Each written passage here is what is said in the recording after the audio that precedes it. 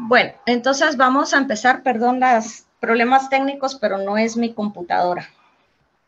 Entonces hay que pedir ayuda. Ok. Siguiente. No sé si todos ven su presentación ya. Estamos ahí. No sé si nos puedan. Sí, sí se ve.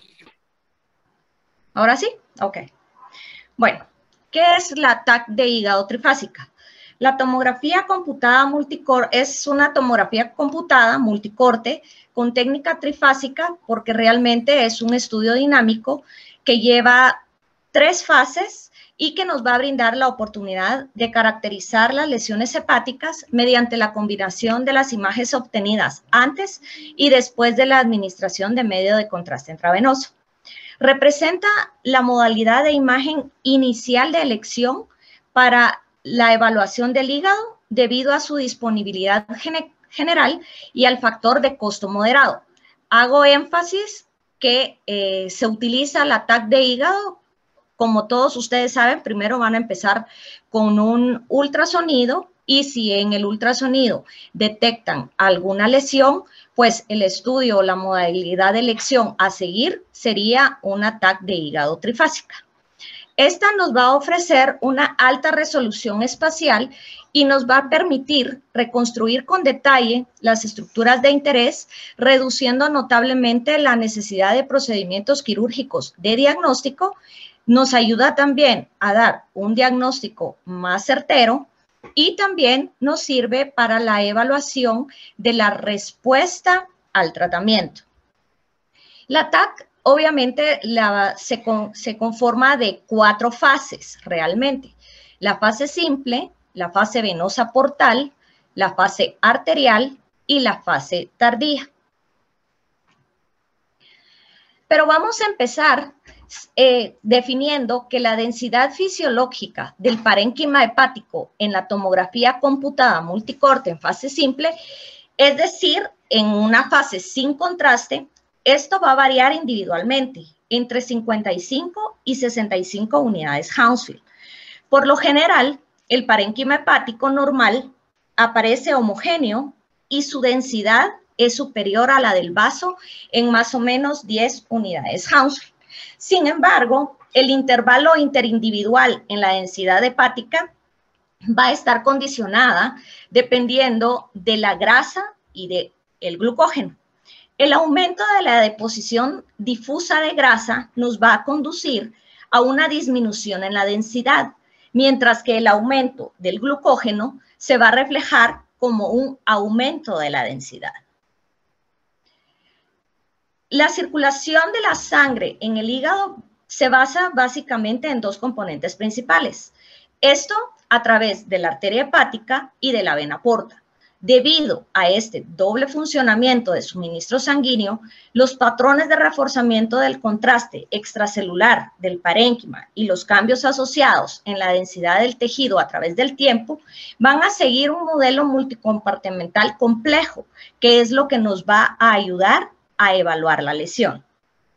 Entonces, la primera fase de evaluación de una lesión hepática multifásica, primero va a ser la fase simple.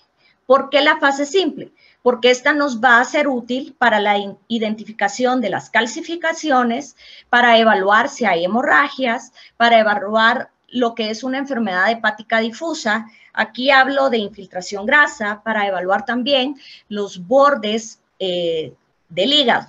Y luego, habitualmente, entonces, en base a esto, nos vamos a basar para ver el grado de reforzamiento que tiene la lesión. Después de la administración del medio de contraste endovenoso, el estudio dinámico lo podemos separar en 3 fases de perfusión. La fase arterial a los 25 segundos de la exploración hepática. ¿Esto por qué? Porque 25 segundos después de que nosotros administramos el medio de contraste, la sangre llega y contrasta a las lesiones hipervasculares, como lo es el carcinoma hepatocelular.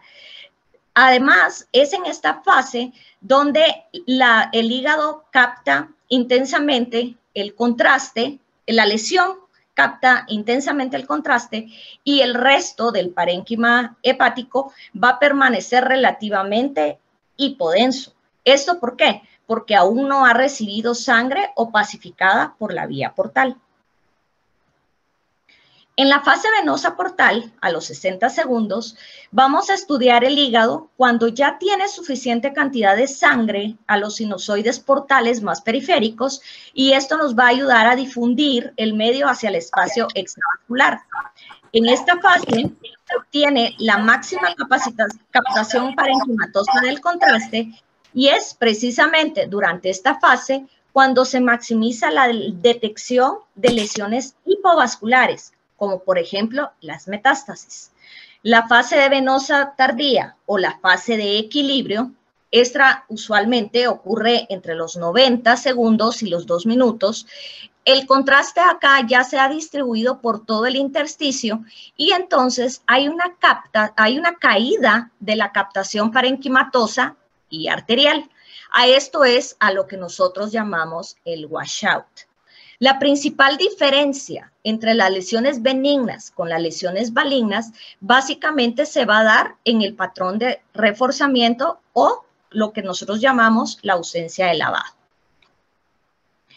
Acá realmente como la clase, pues solo decirles eso del ataque era muy poco cortita, me voy a ponerles unos ejemplos de cómo vamos a observar las lesiones benignas en TAC y luego vamos a pasar a las dos lesiones malignas más frecuentes como son las metástasis y el carcinoma hepatocelular para que ustedes puedan tener una noción.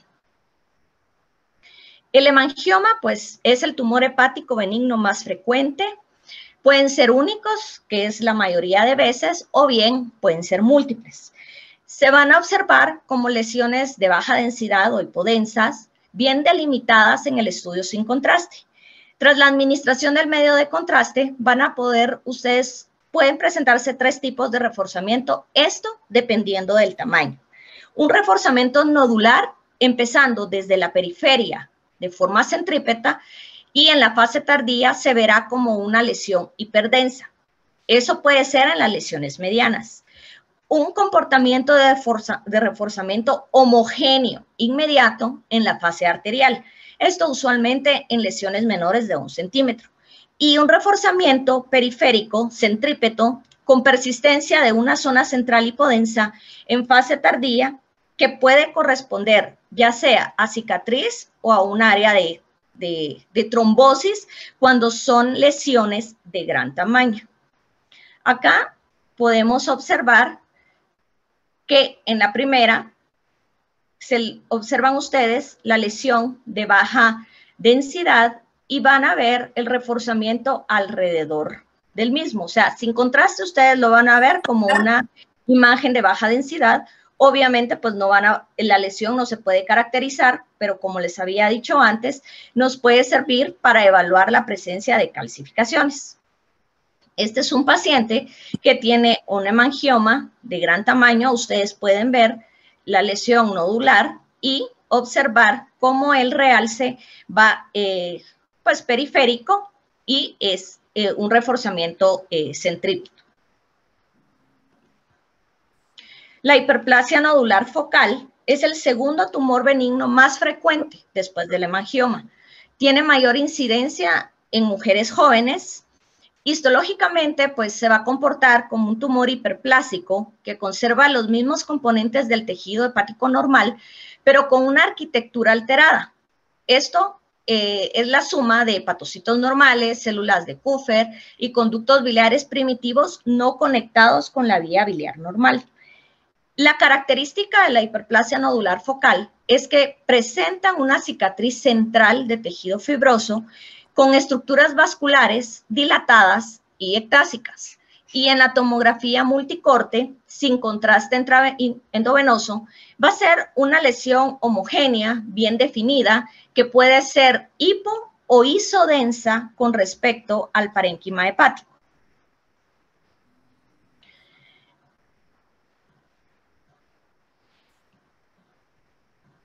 En la tomografía multicorte, sin contraste, ya dije cómo la podemos evaluar. Sin embargo, en la tomografía multicorte, después de la administración del medio de contraste, tiene un comportamiento típico.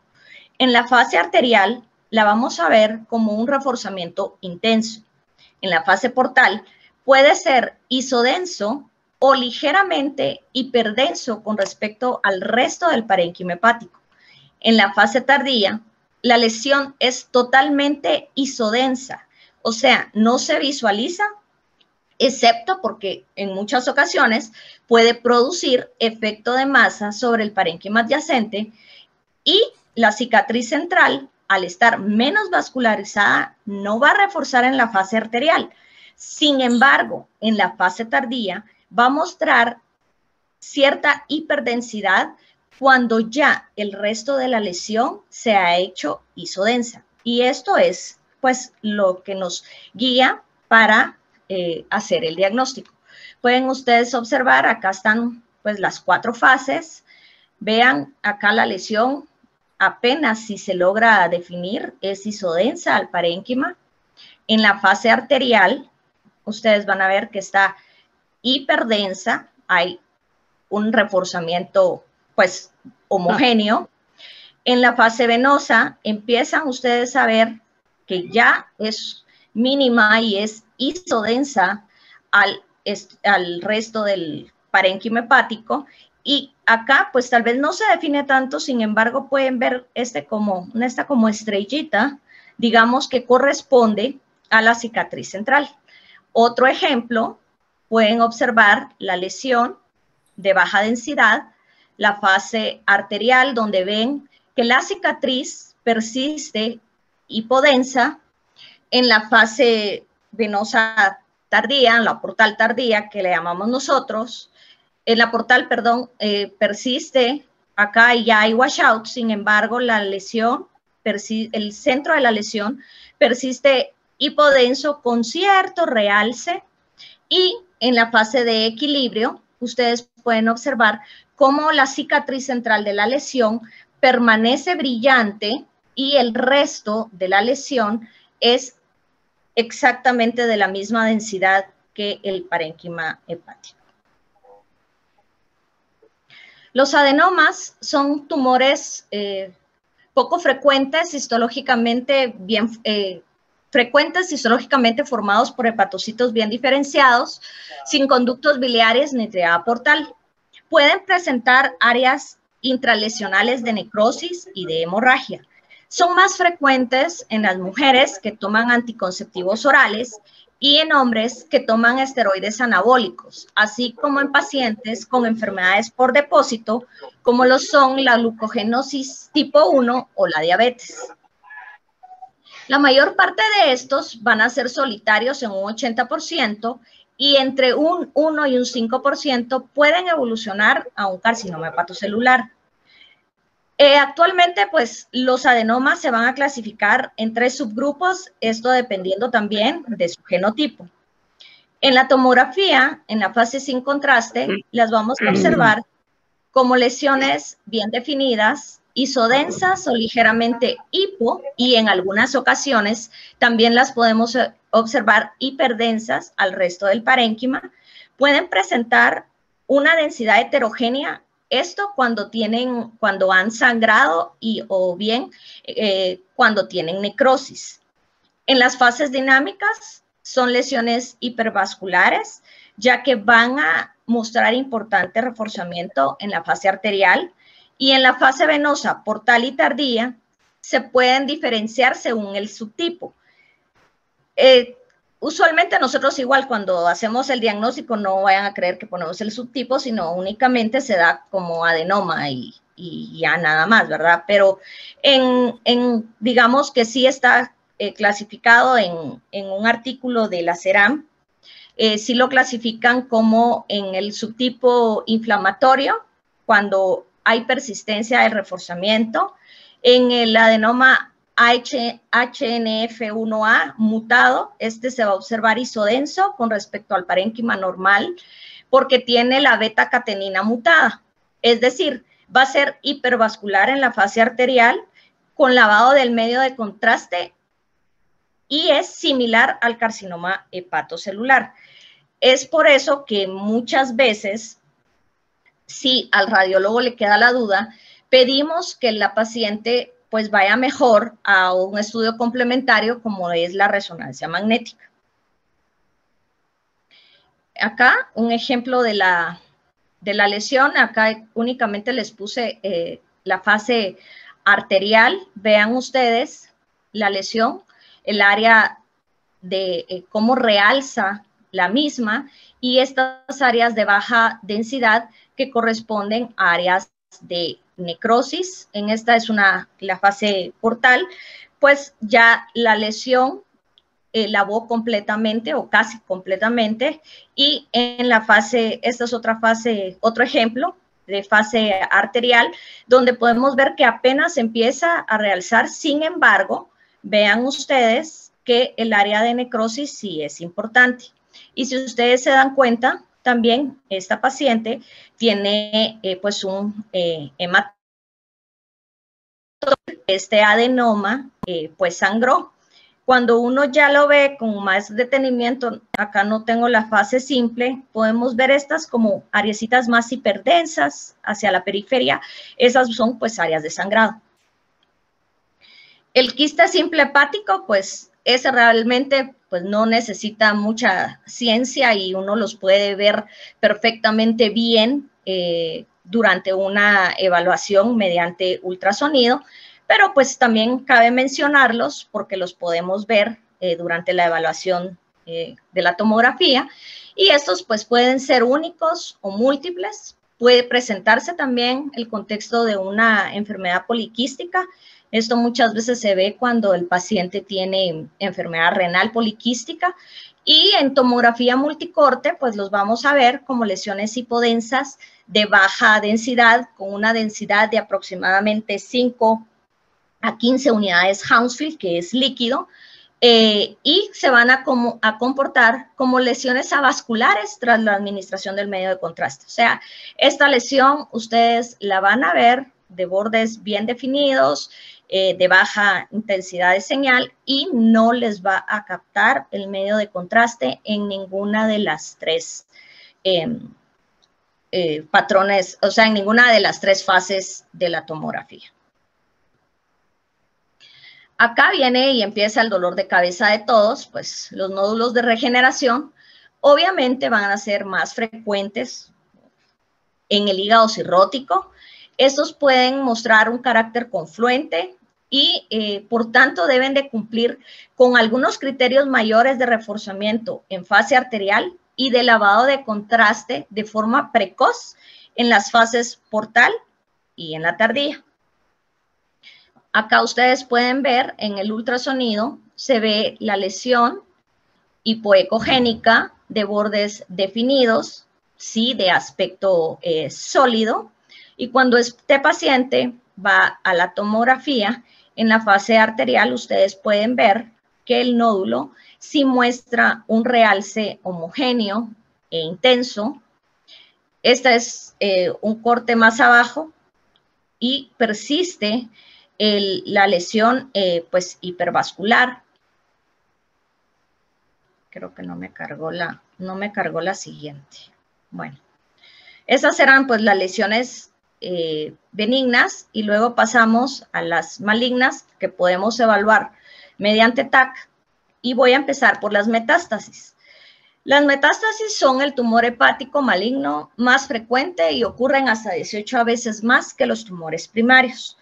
Obviamente esto como consecuencia de la circulación portal, el hígado va a ser el órgano que más frecuentemente es afectado.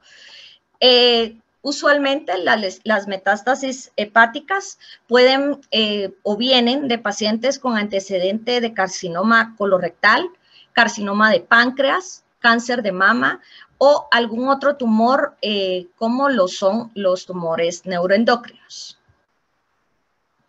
En la tomografía los vamos a ver como lesiones isodensas, salvo en casos cuando las metástasis han sangrado o bien pueden tener una calcificación intralesional. En este caso las vamos a ver que son hiperdensas. También se puede, vamos a observar calcificaciones en las metástasis en tumores que son mucinosos, dependientes del tracto gastrointestinal, en metástasis de ovario, algunas veces mama, pulmón, riñón y tiroides. Las metástasis usualmente van a tener el mismo comportamiento del tumor de su origen. Pueden ser suelen ser hipovasculares en tumores de colon, pulmón, en adenocarcinoma de páncreas y en tumores de vejiga o de próstata. Y son lesiones hipervasculares en tumores primarios como son tiroides, tumores neuroendocrinos como el carcinoide, el tumor de islotes pancreáticos, feocromocitoma, en el melanoma, en el cáncer renal, el coriocarcinoma y en los sarcomas. Dentro de los patrones de reforzamiento de las metástasis, lo más frecuente es que en la fase arterial la captación va a ser periférica y va a ser continua.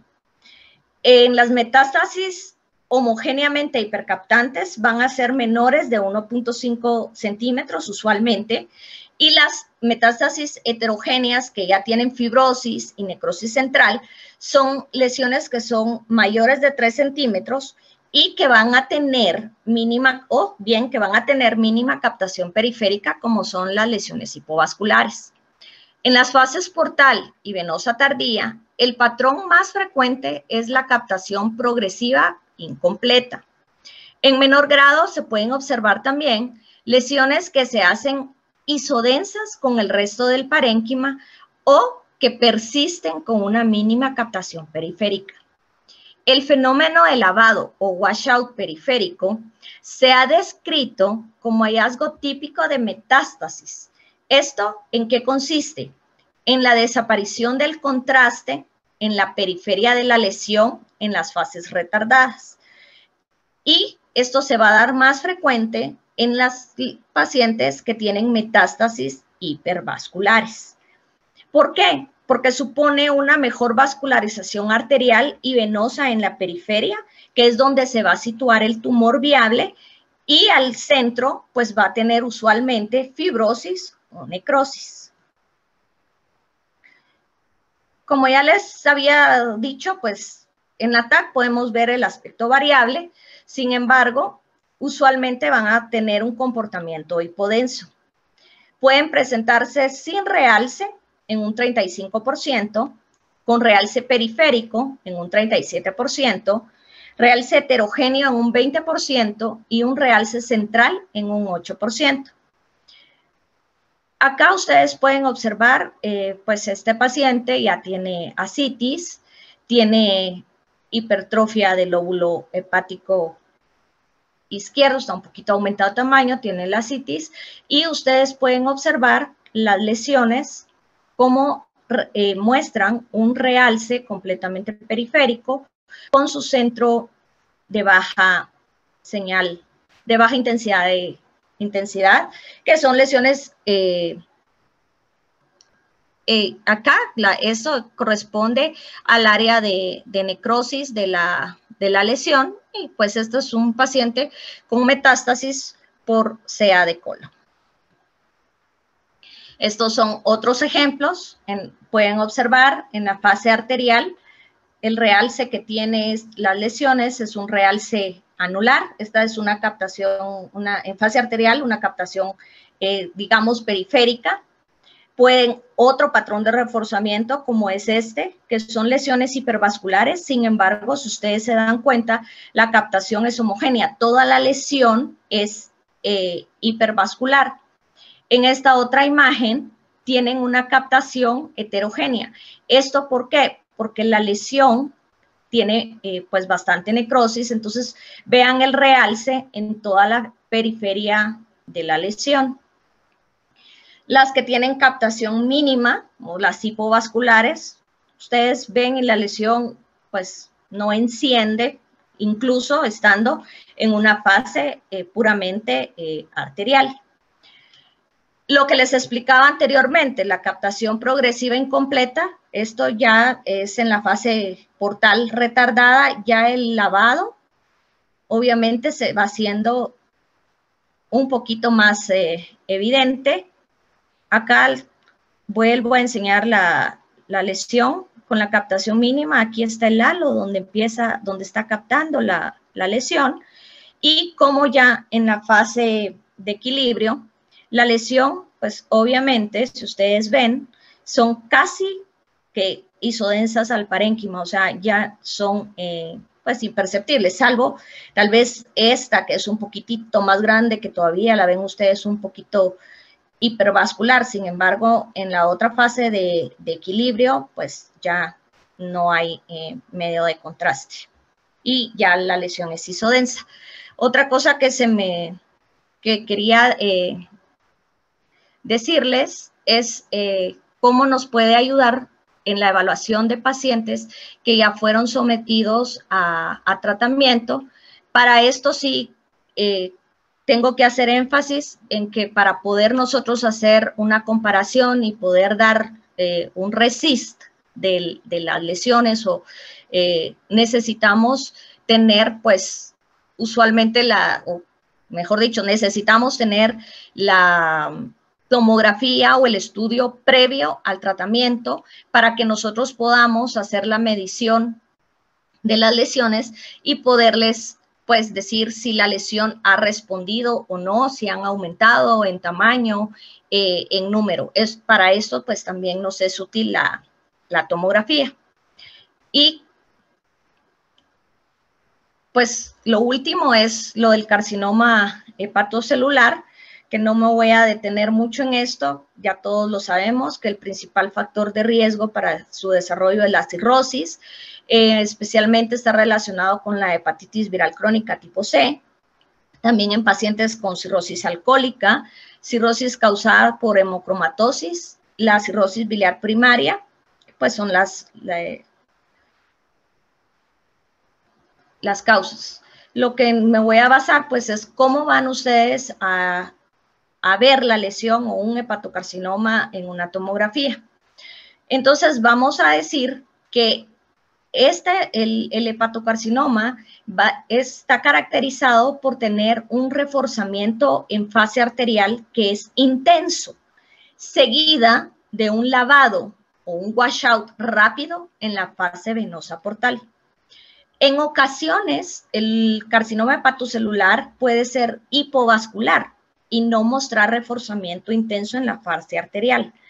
Entonces, cuando es hipovascular, tenemos que hacer nosotros, pues, mucho énfasis en la fase venosa portal y la venosa tardía, porque acá la lesión va a permanecer siempre hipodensa o bien va a poder presentar un comportamiento atípico con importante reforzamiento en la fase arterial y también ausencia de lavado tardío. O sea, tenemos esas tres formas de presentación. Pueden presentarse como una lesión única en el 50% de los casos, multifocal en un 40% y con un patrón de crecimiento difuso en menos de un 10%. Ustedes acá pueden observar, esta es, pues, un ultrasonido, pueden ustedes observar la lesión de bordes definidos, es una lesión, pues, pequeñita, es hipoecogénica en este paciente. Solo ustedes con ver esta lesión, que es hipoecogénica, aunque se le vean que los bordes están definidos, pero ustedes pueden evaluar el contexto, el resto del parénquima hepático, y ustedes ven que es un hígado pequeño, micronodular, con bordes irregulares, hay ascitis, o sea que es un cirrótico y seguramente que esto es un carcinoma hepatocelular. Pueden ustedes ver en la fase arterial cómo la lesión es hiperdensa, o sea, muestra el realce intenso de manera uniforme, y luego en la fase de lavado ya la lesión ha desaparecido casi por completo pues su realce. Todavía persiste un poquito acá en la periferia. Sin embargo, pues la lesión ya presenta su washout. Ese es otro ejemplo de una lesión en ultrasonido. Pueden ustedes ver el gran nódulo y dentro de la misma pueden ver todas estas áreas de más baja ecogenicidad que corresponden a necrosis de la lesión.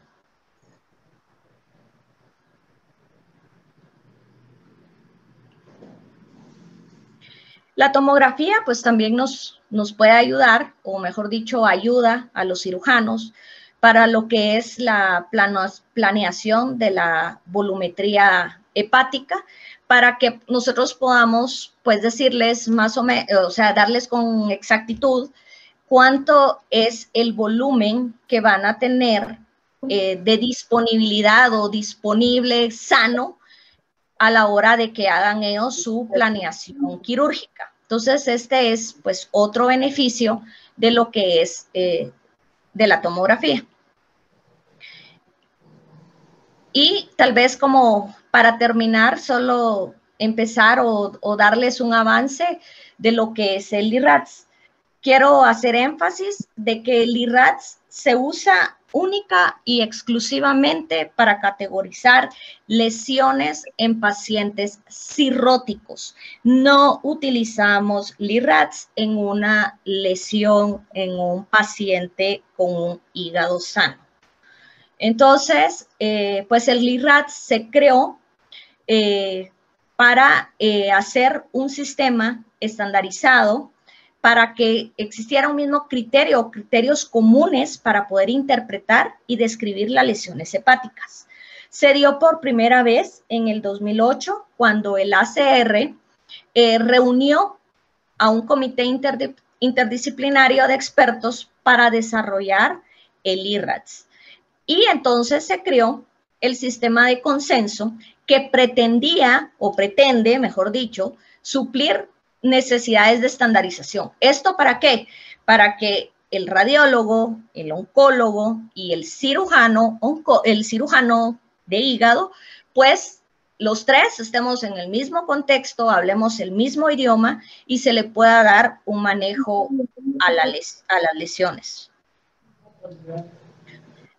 Obviamente el IRRADS ha sufrido, al igual así como si ustedes, que creo que sí más de alguna vez han oído del BIRADS, que se usa para mama, el IRRADS ha ido también sufriendo, digamos, modificaciones en base a las reuniones que se han hecho y a las pruebas de imagen que obviamente han ido evolucionando. Entonces, pues la versión actual acá tengo 2013, sin embargo hay una última versión que es la del 2019-2020, donde hay la última actualización del IRRADS.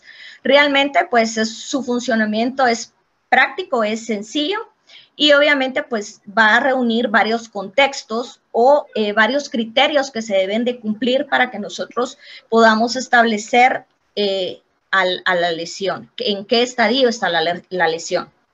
Obviamente, las categorías van a ir de una escala del 1 al 5, donde el IRRADS 1 va a ser lesiones benignas, hasta llegar al IRRADS 5, donde definitivamente el radiólogo está seguro que lo que está viendo pues es un carcinoma hepatocelular. Obviamente, cada IRRADS va a tener un manejo pues distinto, ¿verdad? Acá tenemos, esto voy a empezar como una lesión benigna, ¿sí? Bueno, entonces le damos, ¿es un IRRADS 1 o un IRRADS 2? Lesión benigna, no, tengo mis dudas, pues le damos como un IRRADS 3. Lesión benigna, sí, o es un carcinoma hepatocelular o es otro tipo de malignidad, entonces lo sacamos del contexto del IRRADS. Y si la lesión muestra invasión vascular, sí, un IRRADS 5, y si no, entonces nos vamos a estos criterios.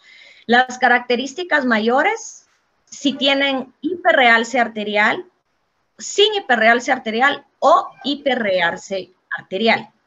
Obviamente, dependiendo del tamaño de la lesión, del diámetro de la lesión, si la lesión presenta lavado, si presenta cápsula o si presenta crecimiento. Esto cuando son 2 o más lesiones. Dependiendo de esto, nosotros vamos a dar la categoría de LIRADS. Puede haber LIRADS 3, o sea, vamos a un diámetro menor de 20, sin lavado, con una cápsula única, va a ser un LIRADS 3. Mayor de 20, con lavado, es un LIRADS 3. Con cápsula, un LIRADS 4B.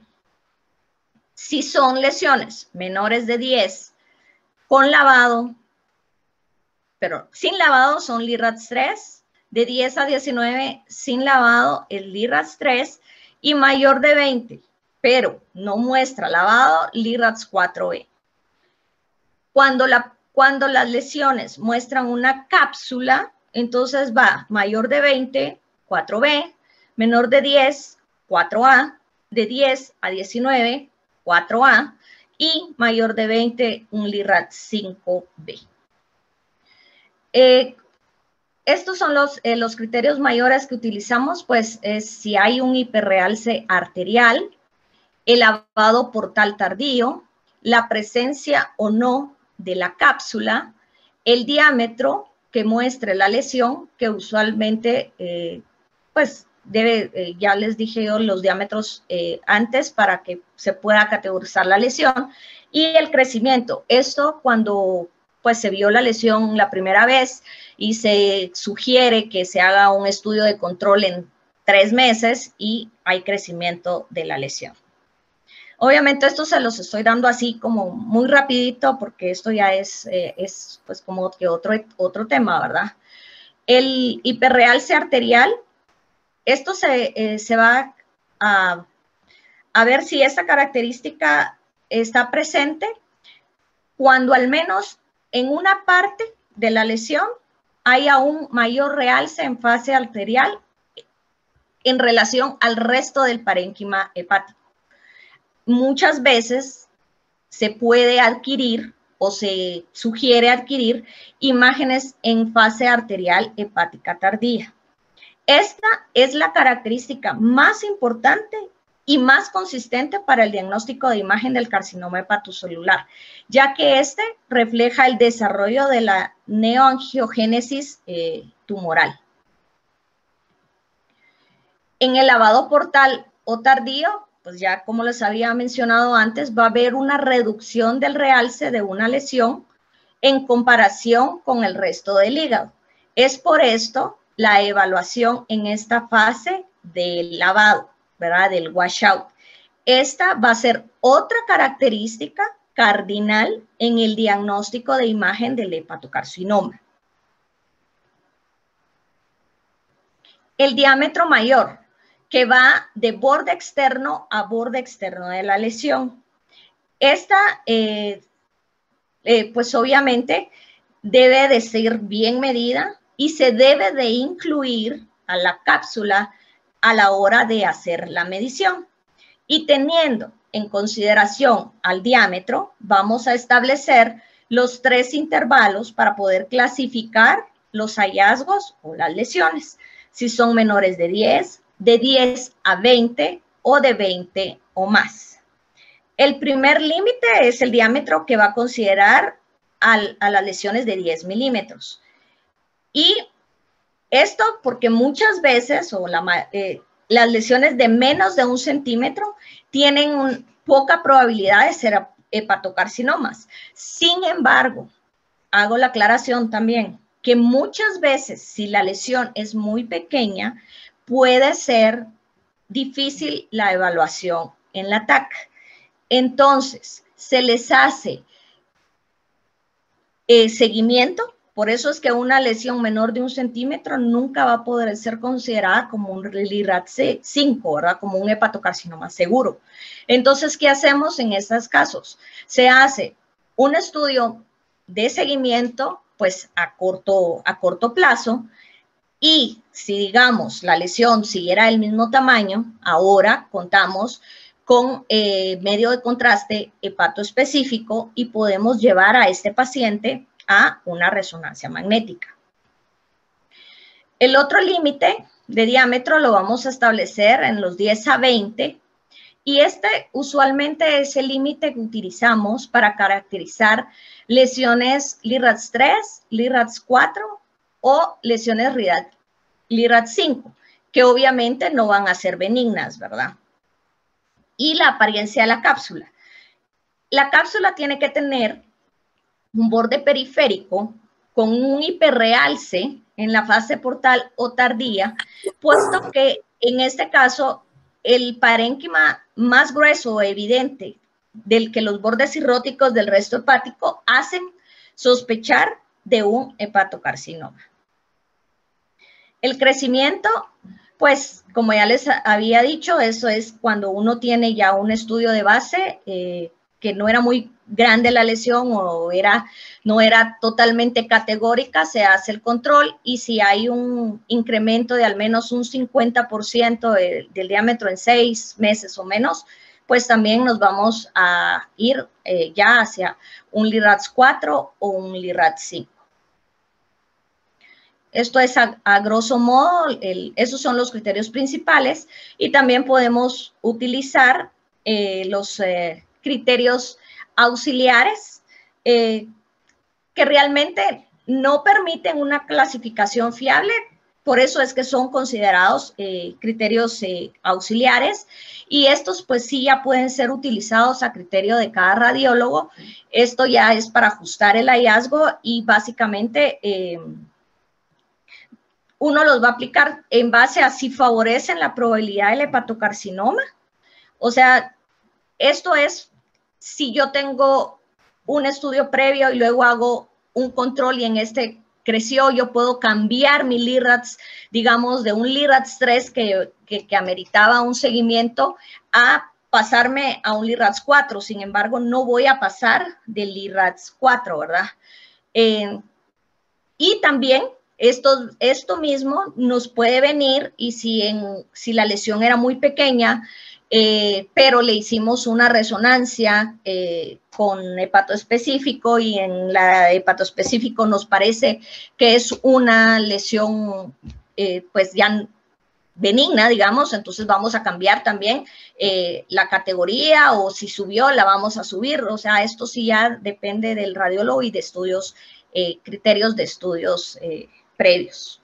Entonces, básicamente los criterios auxiliares que van a favorecer la probabilidad de un hepatocarcinoma son una moderada hiperintensidad en T2, el realce en corona o periférico, puede también presentar una grasa intralesional, puede haber escasez de grasa lesional, puede también existir la apariencia de un nódulo dentro de otro nódulo y un crecimiento inferior al considerado un criterio mayor.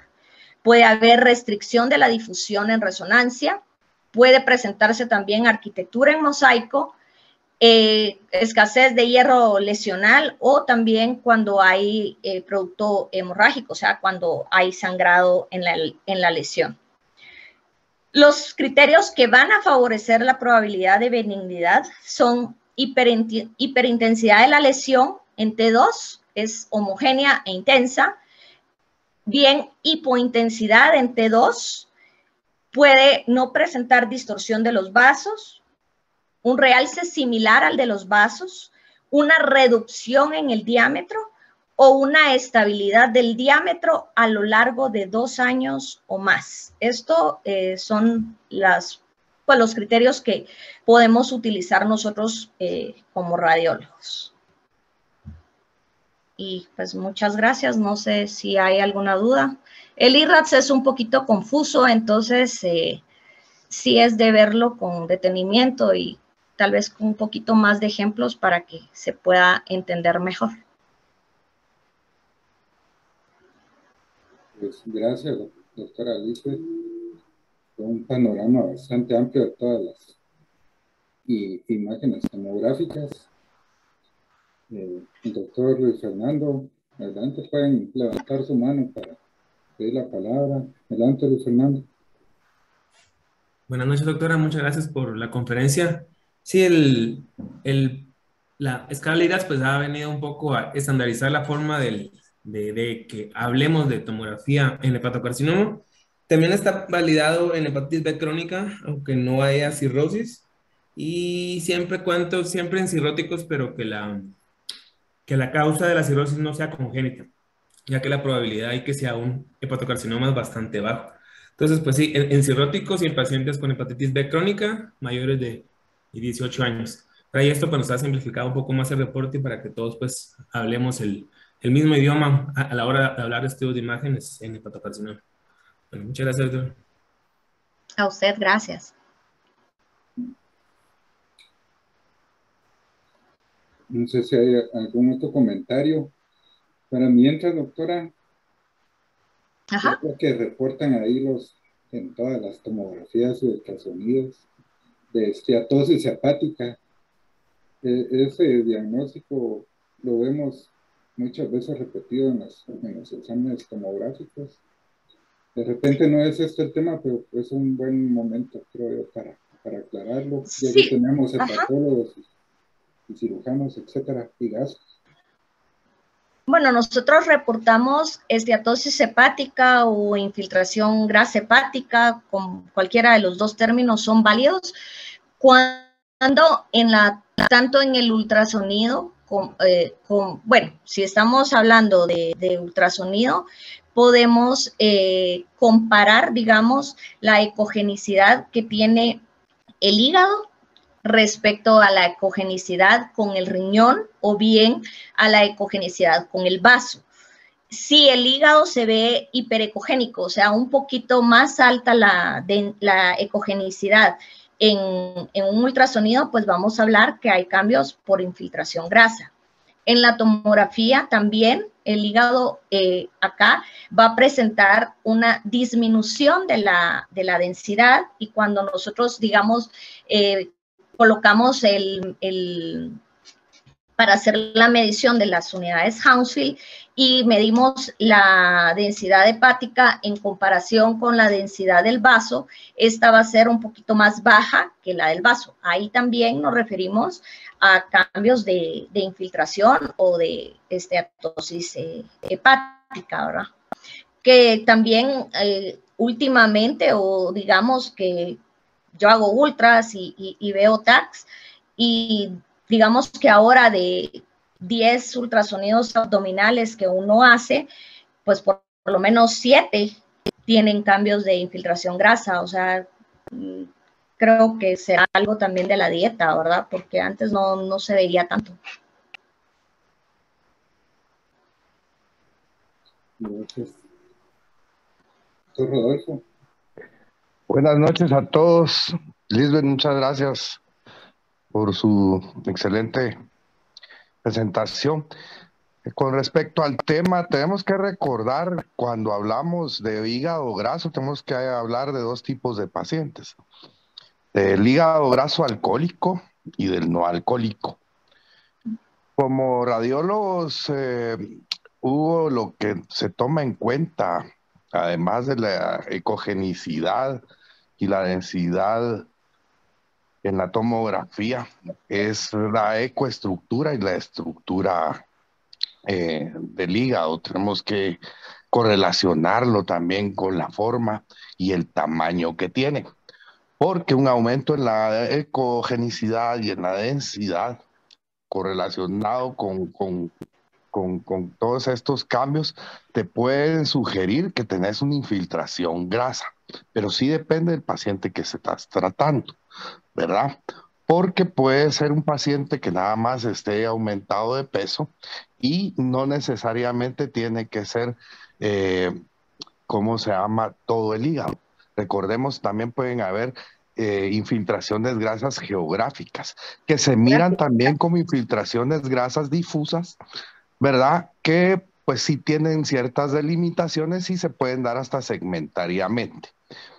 La idea, y tal cual se reporta por el 80% de los radiólogos, cualquier lesión que puedas encontrar como un nódulo focal o un nódulo difuso, pero todo es un nódulo, puede ser también confundido con la infiltración grasa, ¿verdad? Ese es, como te digo, tenemos que tener también en cuenta que el 80% de la población, si querés ver, tiene también un grado de infiltración grasa por la mala alimentación que existe. Y pues claro, obviamente los que pues trabajamos en un centro en el que nos dedicamos a ver hígado, vamos a ver más hígados grasos que otros. Y tal vez por eso podrá haber cierta experiencia sobre los otros lugares en los que a lo mejor no tienen bien estructurado su forma de diagnóstico. Hay que recordar que hoy hay otras herramientas que nos sirven para ser un poquito más exactos, y es la elastografía, ¿verdad? Que nos puede dar un poquito de más idea sobre el asunto.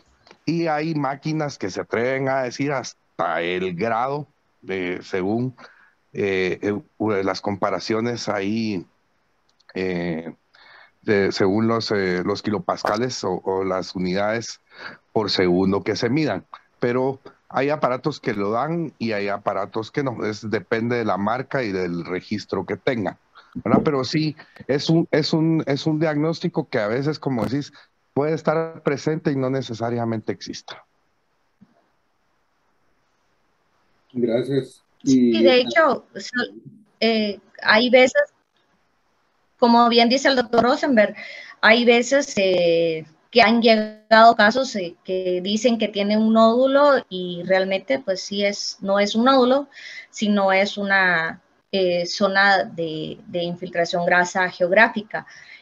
Otras veces también tenemos que tener cuidado en la tomografía, es cuando pueden haber también como pequeños shunts o también es el vaso que llega a esa área del hígado y puede también pues confundirse con una lesión y no precisamente es una lesión como tal, ¿verdad? Y lo o sea, lo que decía el doctor Rosenberg también es aplicable, es la elastografía. Y sí, no todos los centros tienen elastografía y es para medir la fibrosis y cuando hay hígado graso también a veces lo envían cuando hay pacientes pues con cirrosis. No sé si alguna más. Gracias. Ahí sí me gustaría escuchar la opinión de los gastros, de los colegas gastroenterólogos. Solo para acabar con este tema del hígado graso, ustedes, ¿qué información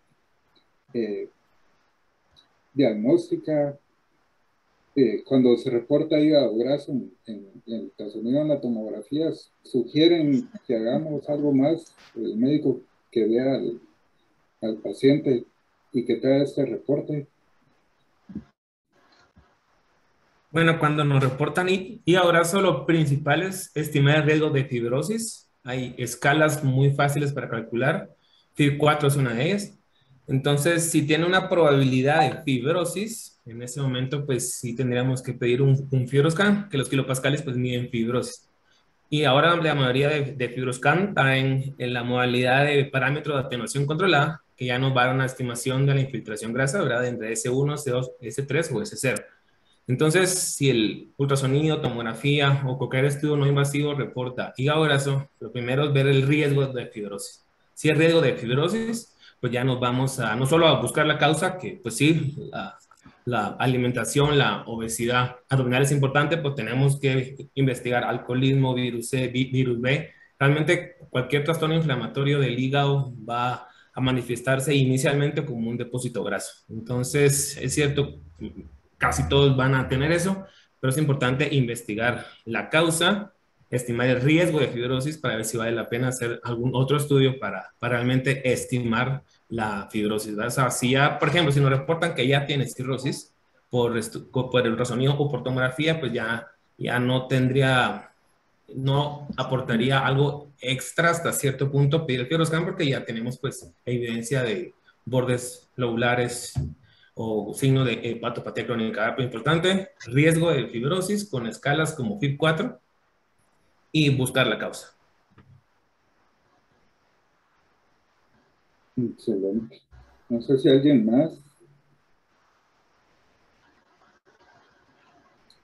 También la tomografía trifásica, pues no es solo cuestión de hacerla, ¿verdad, doctor? Digamos, también tiene que tomarse algunos aspectos técnicos como el usar un infusor continuo para dar. Sí, de hecho, pues para hacer un TAC de hígado trifásica, primero es que tenemos que ver la creatinina del paciente, ¿verdad? Número uno. Número dos, tenemos que tomar una buena vía para que a la hora de la inyección, como obviamente se inyecta con fuerza, pues la vía no se nos vaya a romper y se vaya a extravasar el medio de contraste y podamos pues producir algún tipo de reacción, ¿verdad? De inflamación, aunque ahora ya no son las reacciones de antes. Y tres, sí se debe de contar con un inyector, porque el inyector se va a sincronizar al aparato, digamos, para poder inyectar, y al término de la inyección el aparato cuenta los 25 segundos y empieza entonces a hacer los primeros cortes para hacer la adquisición de la fase arterial. Entonces sí es importante pues el centro a donde lo manden ustedes a hacer.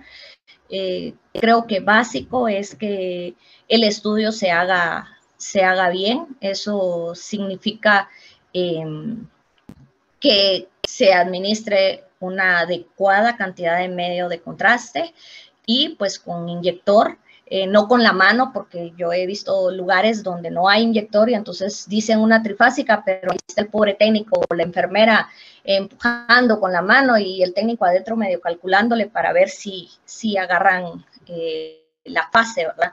Entonces sí es importante pues contar con eso y para poder hacer un buen estudio, ¿verdad?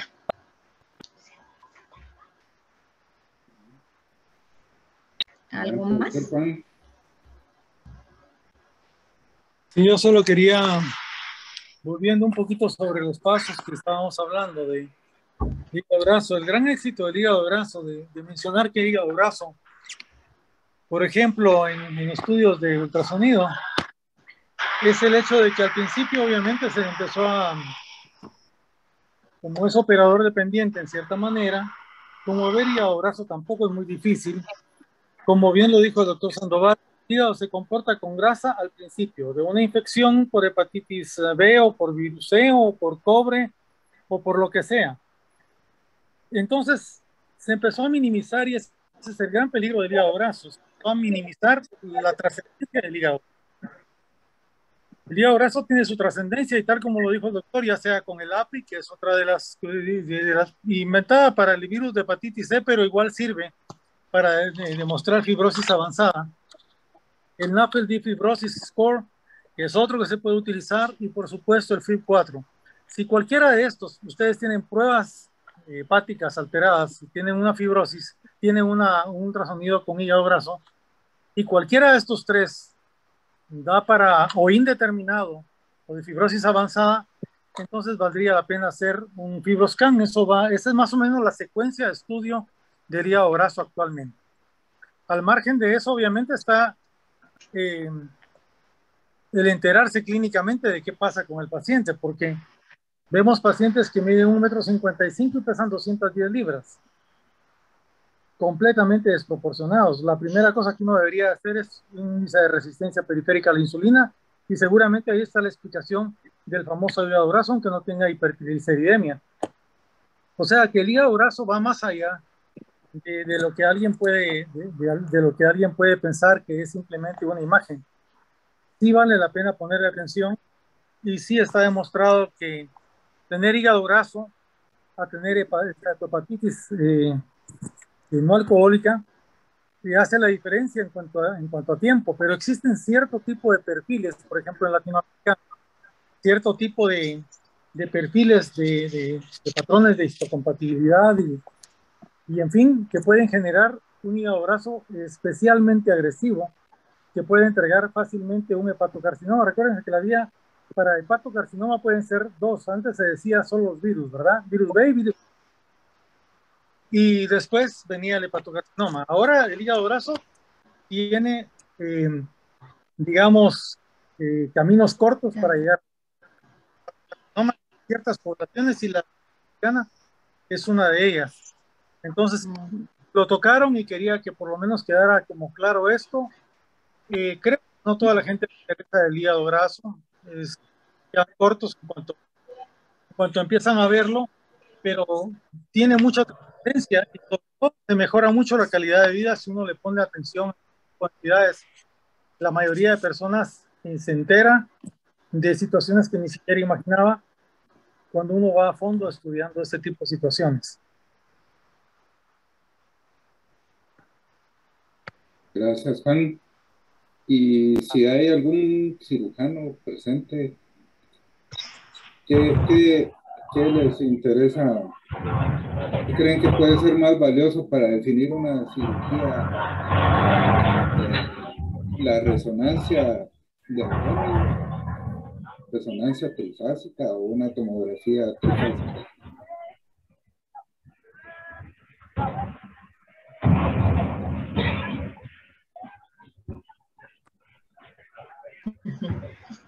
Vamos a ver.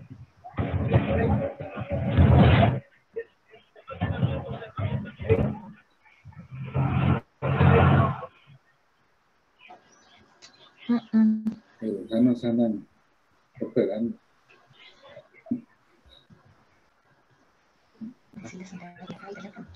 Bueno, pues no sé si hay alguna otra aportación. Hugo, sí quisiera yo hacer un comentario último con respecto a lo que preguntaste. Definitivamente la resonancia magnética vamos a tener mucho más información y vamos a poder identificar las famosas. Alguien dejó su micrófono abierto. Ahorita voy a apagar aquí. Pues definitivamente la resonancia magnética es superior para poder identificar esas lesiones ocultas, las famosas lesiones que no se ven con facilidad en una tomografía trifásica, ¿verdad? Es muy superior. Lo malo es, como lo hemos hablado con anterioridad, no tenemos acceso en todos los centros a tener una resonancia magnética de esta calidad para poder realizarlo, ¿verdad? Y con respecto a la otra cosa que comentó Liz, es cierto, no solo es de hacer una tomografía trifásica, se tiene que poner atención a cómo se va a inyectar el medio de contraste, qué cantidad de contraste vas a poner por paciente y los tiempos de adquisición. Se debe de tener mucha experiencia en cómo debe de tomarse cada una de las fases, ¿verdad?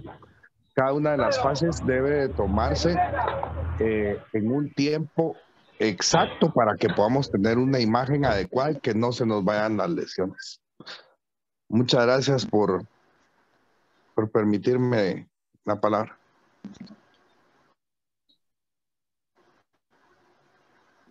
Sí. Doctora Laura, ¿quería comentar algo, doctora?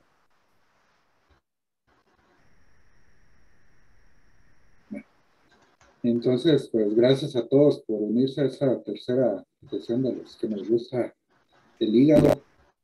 Y le hemos sacado mucho provecho. Gracias a la doctora Lisbeth y a todos los que participaron. Y nos veríamos el próximo mes para una nueva reunión. Gracias a todos. Buenas noches. Gracias, Hugo. Feliz noche. Gracias a todos. Gracias a todos. Feliz noche. Feliz noche. Feliz noche.